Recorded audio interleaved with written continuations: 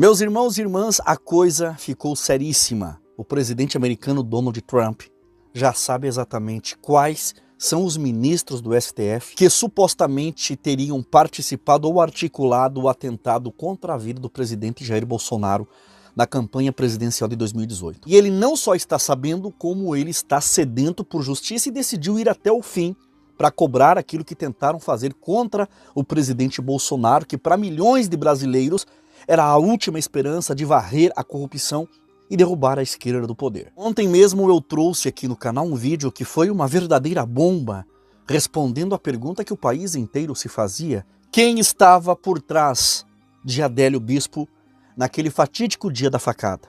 É impossível não se perguntar como que um homem pobre, sem recursos financeiros, pode ser defendido por 4 dos advogados mais caros e renomados do Brasil. Quem está pagando essa conta judicial milionária? Será que foi quem a denúncia aponta?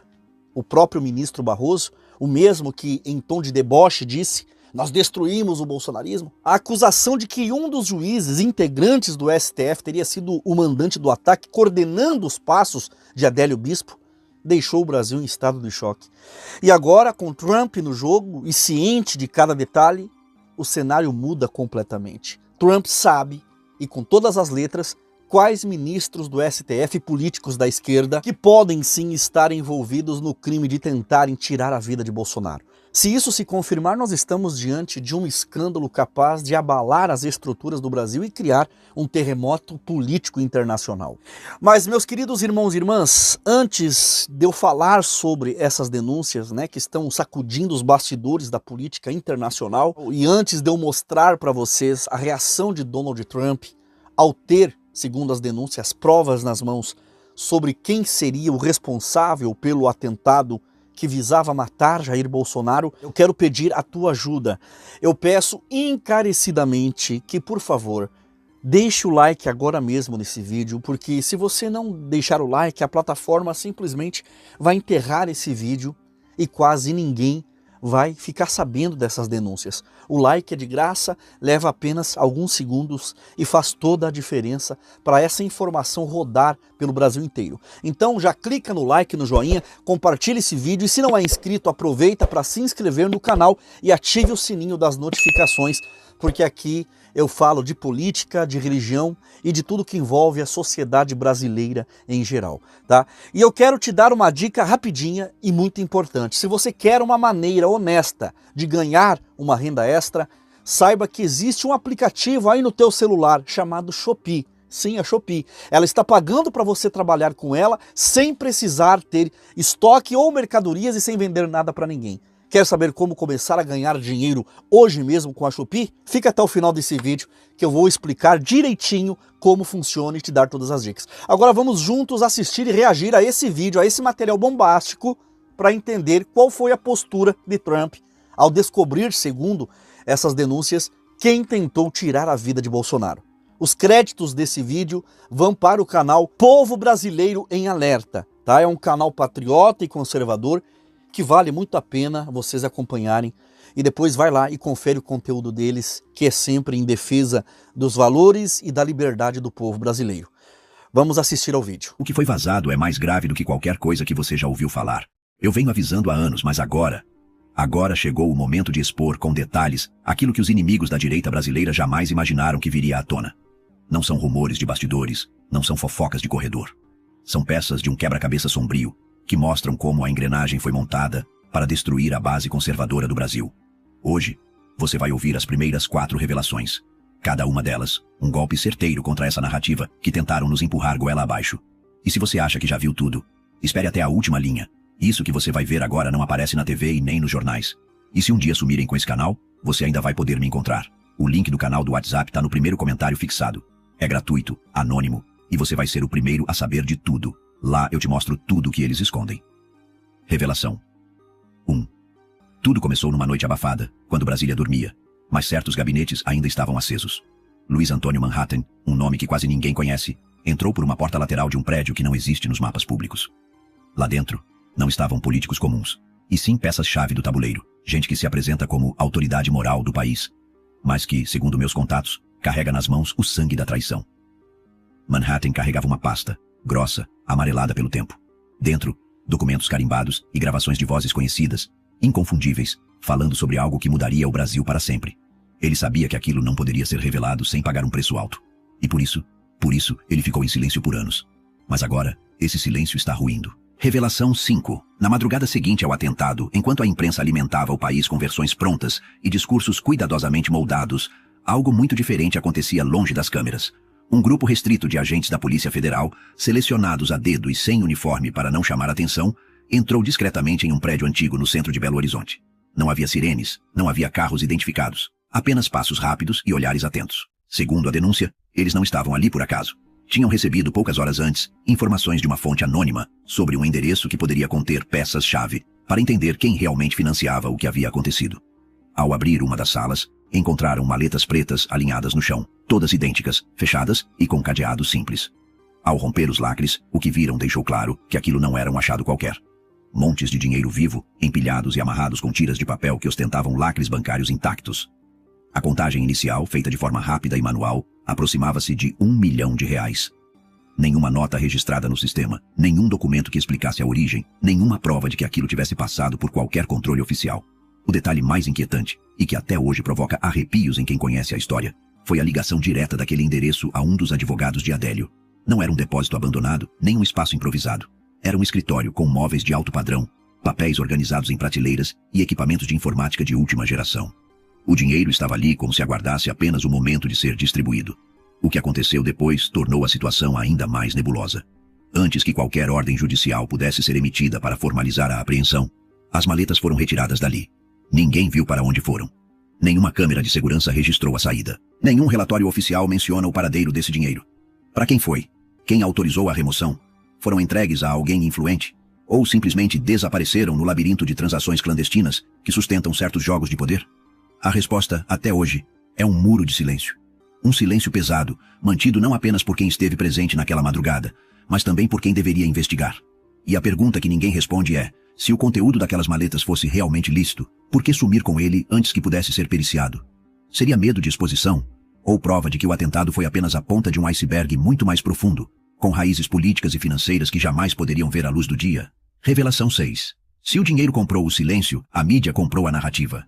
E essa talvez tenha sido a parte mais eficiente da operação. Escritórios de advocacia, supostamente contratados por partidos políticos para dar suporte jurídico em casos delicados, também teriam conexões diretas com executivos de uma das maiores emissoras de televisão do país. Essa ligação, segundo meus contatos, não era pública nem admitida, mas nos bastidores servia como um canal de influência, capaz de moldar o que chegava às casas de milhões de brasileiros todas as noites. Essa conexão não servia apenas para suavizar a cobertura de determinados fatos. Ela funcionava como um filtro. Certos nomes jamais eram mencionados, certas perguntas jamais eram feitas, certas imagens jamais chegavam ao ar. As decisões editoriais deixavam de ser baseadas no interesse público e passavam a atender ao interesse de quem financiava ou sustentava aquele elo invisível entre o mundo jurídico e o jornalismo. Para entender a dimensão disso, basta lembrar de quantas entrevistas ao vivo você já assistiu, em que o entrevistador parecia contornar cuidadosamente determinados temas, como se houvesse um campo minado de assuntos proibidos. Já se perguntou por que certas perguntas nunca são feitas? Talvez porque as respostas derrubariam não apenas reputações, mas carreiras inteiras e estruturas de poder que levam décadas para se consolidar. E quando o objetivo é proteger aliados e destruir inimigos, a edição de imagens se torna uma arma tão letal quanto qualquer bala. Uma fala pode ser cortada, distorcida ou retirada de contexto para transformar um inocente em vilão ou um culpado em vítima. Isso não é teoria, é técnica.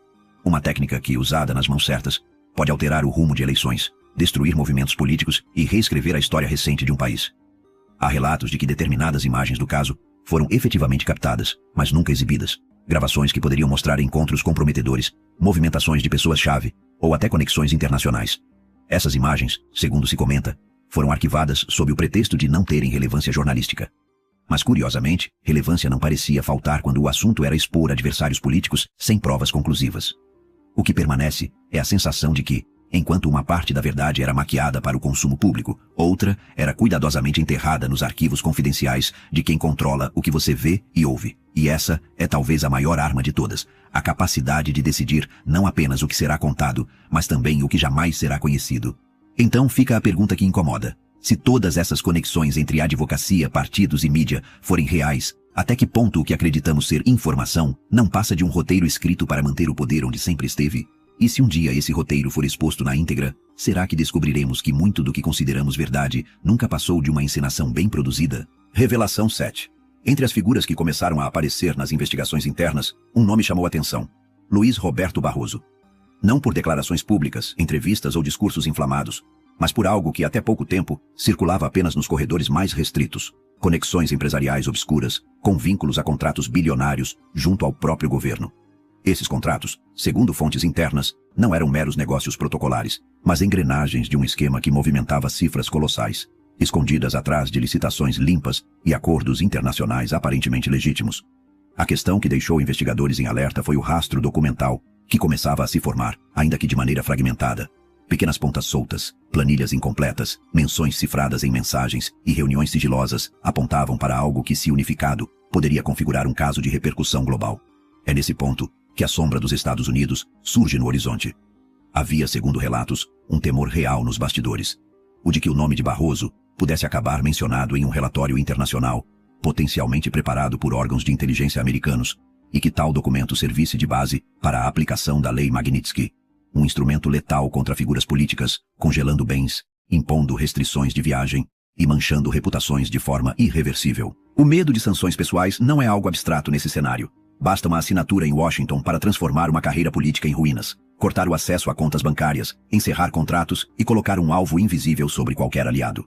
Fontes próximas afirmam que esse temor foi combustível para movimentos estratégicos recentes. Houve discretamente uma reorganização de peças no tabuleiro. Aliados foram reforçados, inimigos foram afastados e vozes potencialmente perigosas para a narrativa oficial foram neutralizadas com promessas ou ameaças veladas. Mas o problema de uma blindagem política é que ela nunca é permanente. O que hoje está protegido por alianças e acordos pode amanhã ser exposto por um único vazamento. E nesse caso, um simples documento oficial vindo de fora do Brasil teria o poder de furar qualquer bloqueio interno. A questão que poucos ousam colocar em voz alta é: até que ponto essa blindagem se sustenta se o jogo deixar de ser nacional e se tornar global? E se o gatilho para essa queda não vier de dentro, mas sim de fora, com força e legitimidade internacional, quem será capaz de impedir?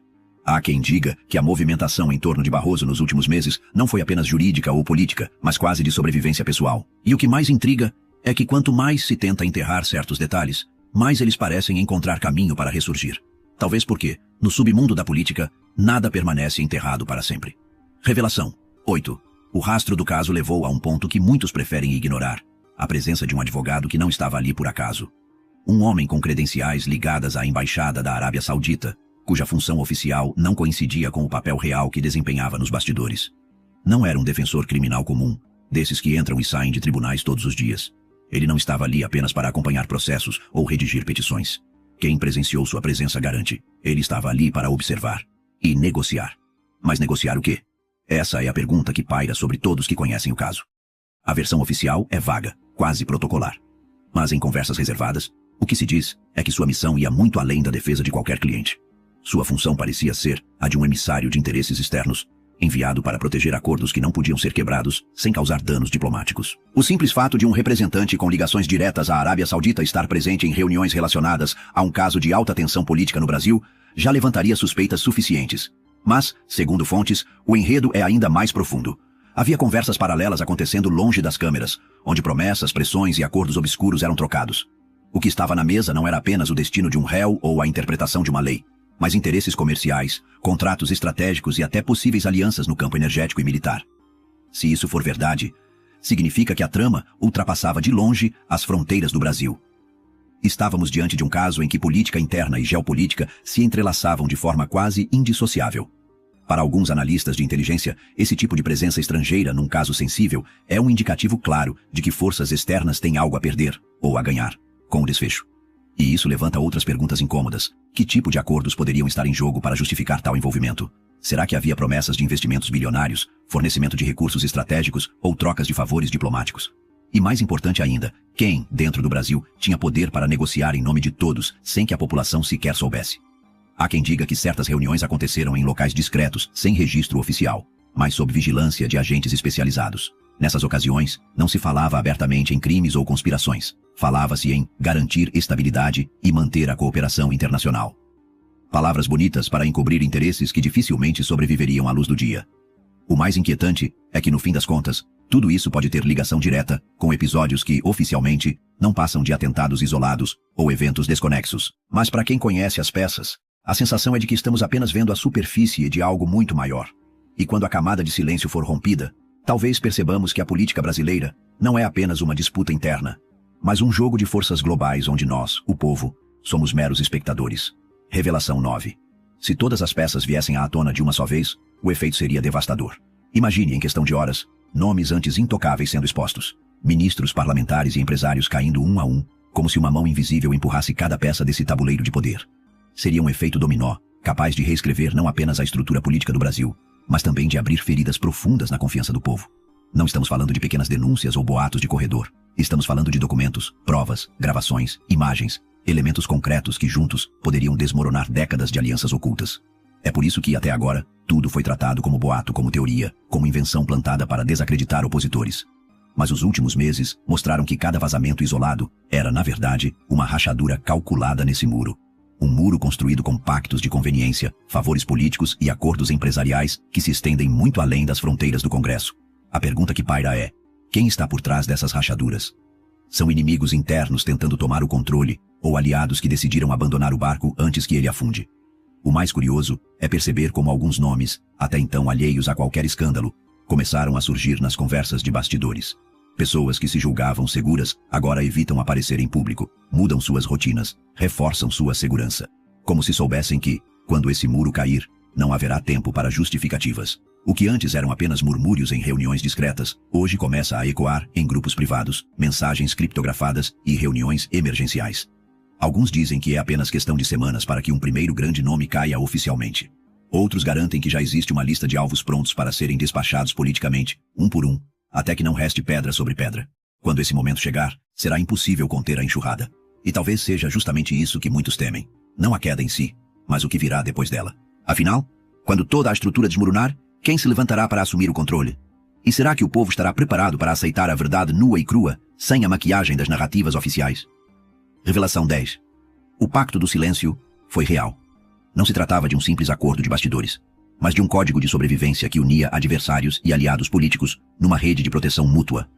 Reuniões a portas fechadas, sem atas, sem registros, sem câmeras, apenas promessas veladas, trocas de favores e um compromisso.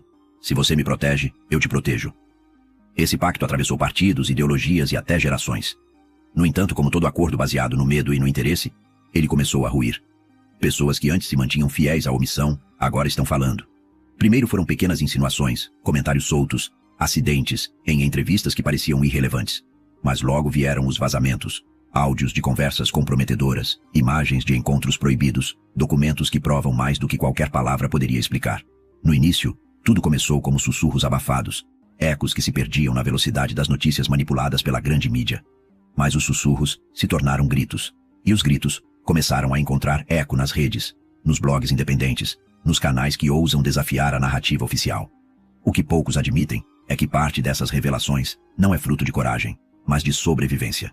Quando o barco começa a afundar, muitos preferem entregar um segredo para salvar a própria pele.